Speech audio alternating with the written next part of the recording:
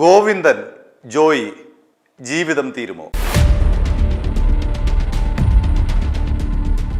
CPIM സംസ്ഥാന secretary MV ഗോവിന്ദനും CPIM Thiruvananthapuram ജില്ലാ secretary V Joy MLAയ്ക്കും കുരുക്ക് മുറുകുകയാണ്. ഇന്നലെ തിരുവനന്തപുരം ജില്ലാ സെഷൻസ് കോടതിയിൽ എൻഫോഴ്സ്മെന്റ് ഡയറക്ടറേറ്റ് ഒരു റിപ്പോർട്ട് നൽകി. അതായത് മെയ് 27 വീണയെ ചോദ്യം ചെയ്യാനായി പിണറായി വിജയന്റെ വീട്ടിലെത്തി മടങ്ങുമ്പോൾ തങ്ങൾക്ക് നേരെ ഉണ്ടായ ആക്രമണവുമായി ബന്ധപ്പെട്ടാണ് ED സമഗ്രമായ ഒരു റിപ്പോർട്ട് നൽകിയിരിക്കുന്നത്.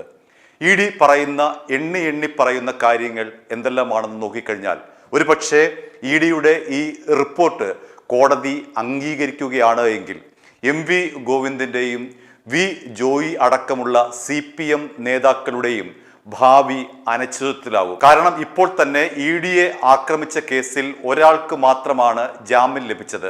9ാം പ്രതിയായിട്ടുള്ള ഹരീഷ് കുമാറിന്റെ ജാമ്യാപേക്ഷയെ എതിർത്തുകൊണ്ട് ഉള്ള നടപടികളൊക്കെ നമ്മൾക്കറിയാമല്ലോ. ഗീനാകുമാരിയെ സ്പെഷ്യൽ പ്രോസിക്യൂട്ടർ സ്ഥാനത്ത് നിന്ന് മാറ്റി പകരം സന്തോഷ് കുമാർ വന്നു. ആ കേസ് ഇന്ന് ഹൈക്കോടതിയിലെത്തി. ആ കേസിന്റെ വാദം ഇനി ജൂലൈ 13 ഹൈക്കോടതി മാറ്റിയിരിക്കുകയാണ്. അതിനിടയിലാണ് ഇവിടെ തിരുവനന്തപുരം ജില്ലാ സെഷൻസ് കോടതിയിൽ ED ഇങ്ങനെ ഗുരുതരമായിട്ടുള്ള ഒരു റിപ്പോർട്ട് സമർപ്പിച്ചിരിക്കുന്നത്. അത് CPIM നേതാക്കളെ സംബന്ധിച്ച് അവരുടെ നിലനിൽപ്പിനെയും ഭാവിയെയും വളരെയധികം ബാധിക്കുന്ന തരത്തിലുള്ള ഒരു റിപ്പോർട്ടാണ്. ED എന്തെല്ലാമാണ് ഈ റിപ്പോർട്ടിൽ പറഞ്ഞിരിക്കുന്ന കാര്യങ്ങൾ എന്ന് നമുക്ക് ഓരോന്നായി പരിശോധിക്കാം. ED ആദ്യമായി പറയുന്നത് മെയ് 27 പിണറായി വിജയന്റെ വീട്ടിൽ തങ്ങൾ പരിശോധനയ്ക്ക് വന്നു. വീണയെ പ്രാഥമികമായി ചോദ്യം ചെയ്യാൻ വന്നു. അതിനുശേഷം പുറത്തിറങ്ങിയപ്പോൾ വലിയ ഒരു ആൾക്കൂട്ടം തങ്ങളെ ആക്രമിക്കാനായി വന്നു. 300 പേരടങ്ങുന്ന വലിയ ഒരു ആൾക്കൂട്ടം. ആ ആൾക്കൂട്ടം രൂപപ്പെട്ടതിന് പിന്നിൽ കൃത്യമായ ഗൂഢാലോചനയും ആസൂത്രണവുമുണ്ട് എന്നാണ് ED പറയുന്നത്. CPM സംസ്ഥാന നേതൃത്വത്തിൻ്റെയും ഉന്നത നേതാക്കളുടെയും ഇടപെടൽ മൂലമാണ് അങ്ങനെ ഒരു ആൾക്കൂട്ടം രൂപപ്പെടാനും തങ്ങളെ ആക്രമിക്കാനുമുള്ള കാരണം. അതിൽ CPM സംസ്ഥാന secretary MV Govindan, CPM Thiruvananthapuram ജില്ലാ സെക്രട്ടറിയും MLAയുമായ V ജോയി എന്നിവരടങ്ങുന്നവരുടെ പ്രകോപനപരമായ പ്രസംഗമാണ് തങ്ങളെ ആക്രമിക്കാൻ അണികൾക്ക് പ്രേരണയായത് എന്ന് ED ഈ റിപ്പോർട്ടിൽ പറയുന്നു. അതുകൊണ്ട് അവർക്കെതിരായി നടപടി വേണം. ഇപ്പോൾ 24 പേരാണ്, IP ബിനു അടക്കം 24ഓളം പേരാണ് ജാമ്യം കിട്ടാതെ മെയ് 27 മുതൽ അവിടെ റിമാൻഡിൽ കഴിയുന്നത്. ഒരാൾക്ക് മാത്രമാണ് ജാമ്യം കിട്ടിയത്, 9ാം പ്രതി ഹരീഷ് കുമാറിന്റെ കാര്യം ഇപ്പോൾ നമ്മൾ പറഞ്ഞു കഴിഞ്ഞു.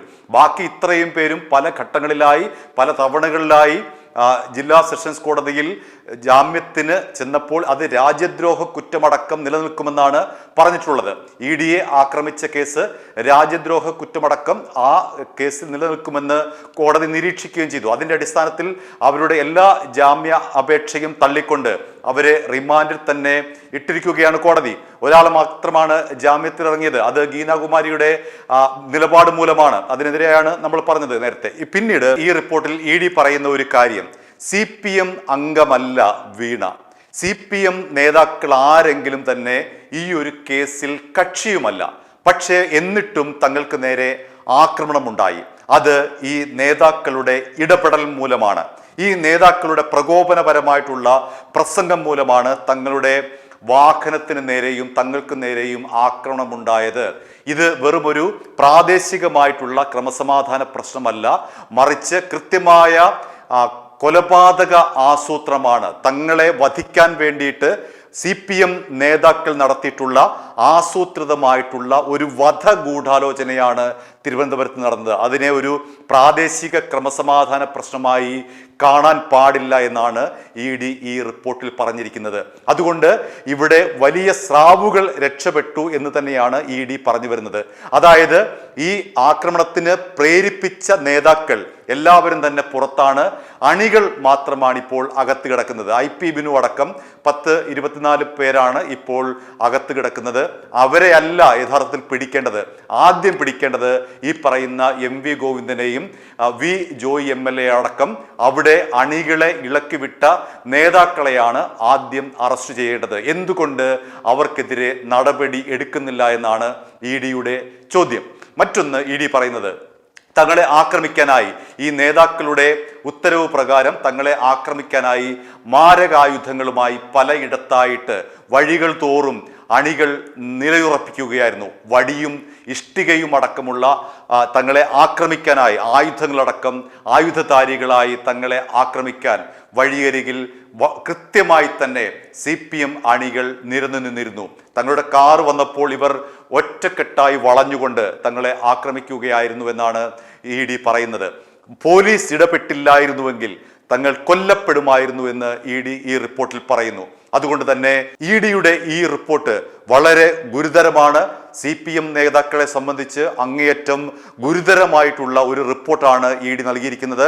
ഇ ഡി നൽകിയിരിക്കുന്ന ഈ റിപ്പോർട്ട് പ്രകാരമാണ് എങ്കിൽ ഈ നേരത്തെ പറഞ്ഞ CPM സംസ്ഥാന secretary MV Govindan, V Joy MLA, അവിടെ കൂടി ശിവൻകുട്ടി അടക്കമുള്ളവർ, കടകംപള്ളി സുരേന്ദ്രൻ അടക്കമുള്ള CPMന്റെ സമുന്നത നേതാക്കൾ എല്ലാവരും തന്നെ അവിടെ ഉണ്ടായിരുന്നു.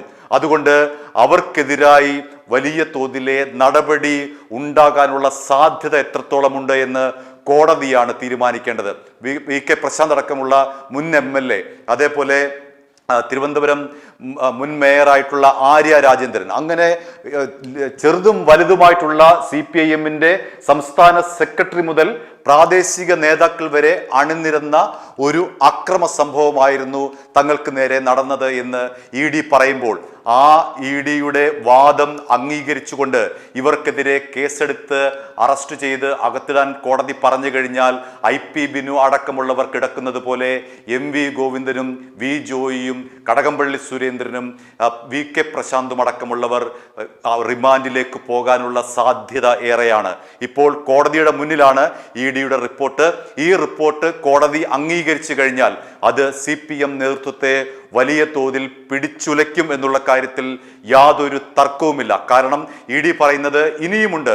കാരണം വളരെ ചുരുങ്ങിയ സമയം കൊണ്ടാണ് ഈ 100-300 പേരെ ഇവർ വിളിച്ചു കൂട്ടിയത്. അതിന് പിന്നിൽ കൃത്യമായ ഗൂഢാലോചനയും ആസൂത്രണവും ഇല്ലെങ്കിൽ എങ്ങനെയാണ് 2-3 മിനിറ്റിനകം ഈ 300 പേർ പല ഭാഗങ്ങളിലായി ആയുധങ്ങളുമായി തങ്ങൾക്കെതിരെ സംഘടിക്കുന്നത് എന്ന് ഇ ഡി ചോദിക്കുമ്പോൾ കൃത്യമായി തന്നെ കോടതിക്ക് മുന്നിൽ ഒരു ഉത്തരം കണ്ടെത്തേണ്ടിയിരിക്കുന്നു.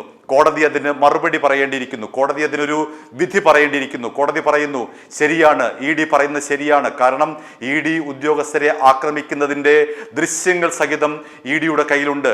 അത് പരസ്യമായി തന്നെ നമ്മൾ എത്രയോ തവണ ടെലിവിഷനിൽ കൂടി നമ്മൾ കാണുന്നതാണ്, യൂട്യൂബിൽ കൂടി നമ്മൾ കാണുന്നതാണ്. അത്തരം കൃത്യമായ തെളിവുകൾ ഇഷ്ടികയും വടിയും ഉപയോഗിച്ചുകൊണ്ട് ഇ ഡി ഉദ്യോഗസ്ഥരെ ആക്രമിക്കുന്ന ആ രംഗങ്ങൾ നമ്മൾ കണ്ടതാണ്. അവരുടെ കാർ തല്ലിപ്പൊളിക്കുന്ന, അവർ സഞ്ചരിക്കുന്ന ആ കാർ തല്ലിപ്പൊളിക്കുന്ന രംഗങ്ങൾ നമ്മൾ എത്രയോ തവണ കണ്ടതാണ്. അതുകൊണ്ട് ഇവിടെ സ്പഷ്ടമായ തെളിവ് കൃത്യമായി തന്നെയുണ്ട്. അതായത് തെളിവുകൾ സഹിതമാണ് ഇ ഡി ഇത്തരമൊരു റിപ്പോർട്ട് കോടതിക്ക് മുൻപാകെ സമർപ്പിച്ചിരിക്കുന്നത്. അതുകൊണ്ട് തന്നെ ഇതിൻ്റെ ഗൗരവം വളരെ വലുതാണ്. ഇ ഡി പറയുന്നത് ചെറിയ പരൽമീനുകൾ മാത്രമാണ് ഉള്ളിൽ കിടക്കുന്നത്, മറിച്ച് ഇത് ആസൂത്രണം ചെയ്തത്, തങ്ങൾക്ക് നേരെയുള്ള വധശ്രമവും അക്രമവും ആസൂത്രണം ചെയ്തത് ഈ ജയിലിൽ കിടക്കുന്നവരാകണമെന്നില്ല, മറിച്ച് ഈ ഉന്നതരായിട്ടുള്ള നേതാക്കളാണ്. അവരെയാണ് ആദ്യം പിടിച്ച് ജയിലിലിടുന്നത്. അവർക്കെതിരെയാണ് നിയമ നടപടി വേണ്ടത്. മാത്രമല്ല പോലീസ് ഇക്കാര്യത്തിൽ മറ്റൊരു കാര്യം കൂടി ചെയ്തിരിക്കുന്നു. ഈ 24 പേർ മാത്രമല്ല, ബാക്കി 100-300 പേരുണ്ട്. അവരെ അടക്കം മുഴുവൻ പേരെയും ഇക്കാര്യത്തിൽ കൃത്യമായ നിയമ നടപടികൾക്ക് വിധേയമാക്കണമെന്നാണ് ഇ ഡി ആവശ്യപ്പെട്ടിട്ടുള്ള കാര്യം. ചുരുക്കം പറഞ്ഞാൽ ഇ ഡിയുടെ ഈ റിപ്പോർട്ട് CPM നേതാക്കളെ സംബന്ധിച്ച് മാരകമായിട്ടുള്ള റിപ്പോർട്ടാണ്. കോടതി ഇക്കാര്യത്തിൽ ഇ ഡിക്ക് ഒപ്പം നിന്നാൽ CPMന്റെ മുതിർന്ന നേതാക്കളടക്കം, അതായത് CPM സംസ്ഥാന സെക്രട്ടറി MV ഗോവിന്ദനടക്കമുള്ളവർ അകത്തു പോകുമെന്നുള്ള കാര്യത്തിൽ യാതൊരു തർക്കവും വേണ്ട. കാരണം ഇപ്പോൾ അകത്ത് കിടക്കുന്നവർക്കെതിരായി രാജ്യദ്രോഹ കുറ്റം അടക്കമുള്ളവ ചുമത്താൻ കഴിയുമെന്നാണ് കോടതിയുടെ നിരീക്ഷണം. ഇ ഡിയെ ആക്രമിച്ച പല കേസുകളിലും ഇത്തരത്തിൽ പല കോടതികളും വിധി പറഞ്ഞിട്ടുണ്ട്. രാജ്യദ്രോഹ കുറ്റമാണ്. ഇ ഡിക്കെതിരായി നടക്കുന്ന അക്രമം രാജ്യദ്രോഹ കുറ്റം കുറ്റമാണ്. ഇ ഡി ഒരു കാര്യം കൂടി പറഞ്ഞു വെക്കുന്നു, കേരളത്തിന്റെ ചരിത്രത്തിൽ ആദ്യമായിട്ടാണ് ഒരു അന്വേഷണ ഏജൻസിക്കെതിരെ ഇങ്ങനെ കായികമായി ആക്രമണം ഉണ്ടാകുന്നത്. നേരത്തെ കേരളത്തിൽ ഒരൊറ്റ ഒരു അന്വേഷണ ഏജൻസികൾക്കെതിരായി പോലും ഇങ്ങനെ കായികമായി ഒരു അതിക്രമം നടന്നിട്ടില്ല. അതുകൊണ്ട് തങ്ങൾക്ക് നേരെ നടന്നിരിക്കുന്ന ഈ കായികമായ അതിക്രമത്തെ അങ്ങേയറ്റത്തെ ഗൗരവത്തോടു കൂടി കോടതി നോക്കിക്കാണണം. ഈ നേതാക്കൾക്കെതിരായി നടപടി സ്വീകരിക്കണമെന്നാണ് ഇ ഡി ആവശ്യപ്പെട്ടിരിക്കുന്നത്. അതുകൊണ്ട് എം വി ഗോവിന്ദനും ജോയിയും അടക്കമുള്ളവരുടെ ഭാവി എന്താകും എന്നതിനെ സംബന്ധിച്ച് കോടതിയുടെ മുന്നിലാണ് അവരുടെ ഭാവി. കോടതി എന്ത് തീരുമാനിക്കുന്നു അതനുസരിച്ചായിരിക്കും ഈ നേതാക്കളുടെ ഭാവി എന്നുള്ള കാര്യത്തിൽ തർക്കം വേണ്ട. i2i News, an eye for truth. i2i News subscribe ചെയ്തിട്ടില്ലാത്തവർ ഇപ്പോൾ തന്നെ സബ്സ്ക്രൈബ് ചെയ്യുക. നോട്ടിഫിക്കേഷൻ ലഭിക്കുവാൻ ബെൽ ബട്ടണും അമർത്തുക.